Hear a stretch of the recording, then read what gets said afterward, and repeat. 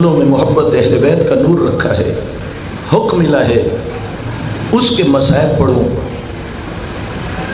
جس کی ماں مولا کائنات سے کہہ رہی تھی، چونکہ اس بی بی کا نام بھی ہے فاطمہ، عباس کی ماں ہے، یا علی مجھے فاطمہ کہہ کے نہ بلایا کرو، آپ چلے جاتے ہو۔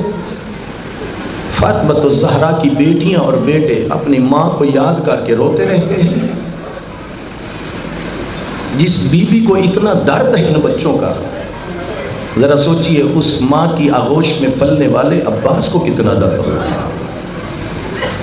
سوگنامہ آل محمد میں لکھا ہے جب مولا کو ضرب لگ چکی تھی اور پیغمبر بھی آنے والے حالات بتلا چکے تھے، امام بھی علم امامت سے بتلا چکے تھے، تو اس وقت کہا تھا عباس 61 ہجری ہوگی، عاشور کا روز ہوگا، دریا پہ تیرا قبضہ ہوگا، عباس تب تک پانی نہ پینا جب تک نبی کا بیٹا پانی نہ پینا۔ اے عزادارو، او مل کے آنسو بہاتے ہیں اس ہستی کے بارے میں کہ جس کے ہوتے ہوئے بہنیں جنگلوں اور صحراؤں کے سفر میں جب بیویاں کہیں گھبراتی تو میری آقازادی کہتی تھی نہ پریشان ہو، میرا غازی جو موجود ہے، میرا عباس جو موجود ہے۔ حضرت عباس علیہ السلام جب اصحاب اور ہاشمی مارے گئے، امام کی خدمت میں آئے، مولا میرا دل تنگ پڑ چکا ہے، مجھے اجازت دیجیے میں آپ کے دشمن سے لڑوں۔ امام نے فرمایا عباس تو ہے میرے لشکر کا سردار، اگر تجھے کچھ ہو گیا، علماء کہتے ہیں حضرت عباس تو اس وقت گئے تھے جس وقت لشکر ہی نہ بچا تھا، تو یہ امام حسین کی نگاہ میں حضرت عباس خود ایک لشکر تھے۔ فرمایا عباس ایسا کرو، جب ان سے بات کرو ایک دفعہ، پانی کے اتمام حجت کے لیے جاؤ۔ جناب عباس گئے، جا کے بات کرنے لگے، ادھر سے گستاخیوں کا سلسلہ شروع ہوا۔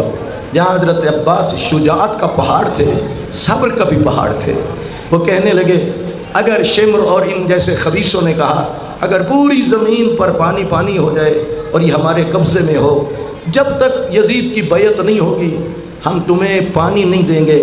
حضرت عباس نے کہا کچھ تو حیا کرو، حیوان بھی پی رہے ہیں، پیاسا ہے تو فقط فاطمہ کا چاند پیاسا ہے، لیکن ان پر کوئی اثر نہیں ہوا۔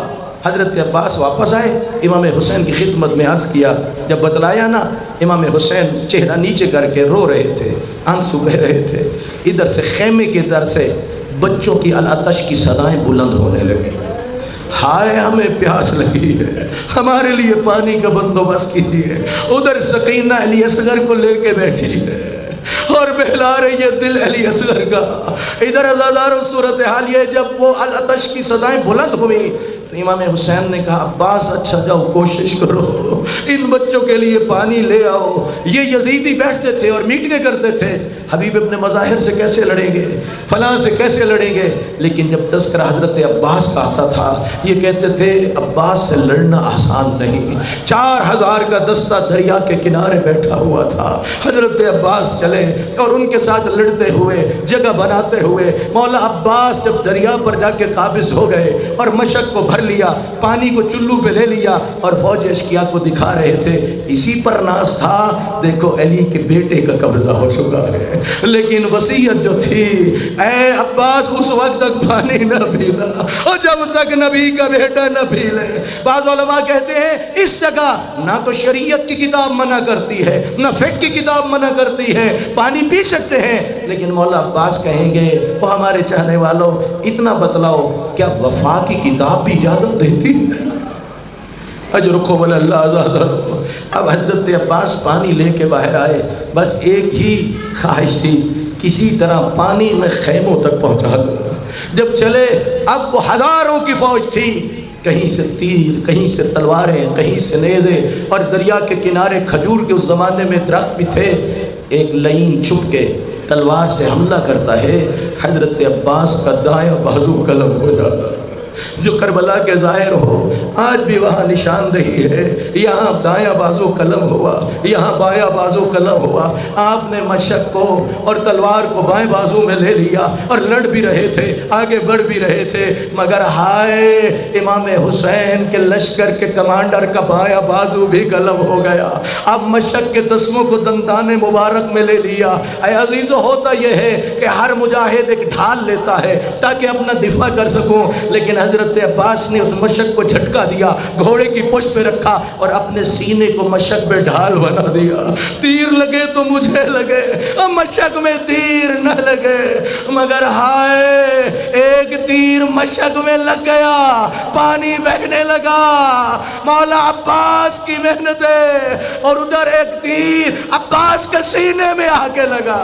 اے عزیزو، اتنے میں ایک ظالم نے آہنی گرز مارا، گرز لوہے کا ایک گول سا اتنے سائز میں ہوتا ہے جس کے اوپر موٹی موٹی لوہے کی میخیں ہوتی ہے۔ جب وہ گرز لگا سر دو حصوں میں شگافتہ ہوا، اب نہ سنبھل سکے گھوڑے کی پشت پہ، کہنے لگے مولا حسین میرا آخری سلام ہو۔